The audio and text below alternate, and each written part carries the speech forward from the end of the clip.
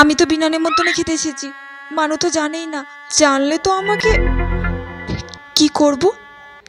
হ্যাঁ ওকে বলি। হ্যাঁ মানু, আমি গিফটটা বের করি, দাঁড়া দিচ্ছি। মানু, আমি না গিফট আনতে ভুলে গেছি রে। কি, তুমি গিফট আনোনি? মা, তুমি গিফট না নিয়ে চলে আসলে? হে ভগবান, কি করব।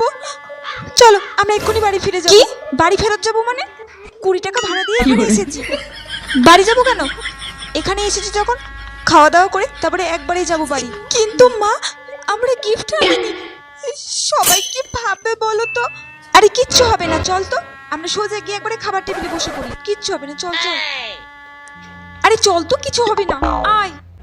আরে আয় বলছি। যাক, প্রথম ব্যাচে জায়গা পেয়ে গেছি, ভালো হয়েছে।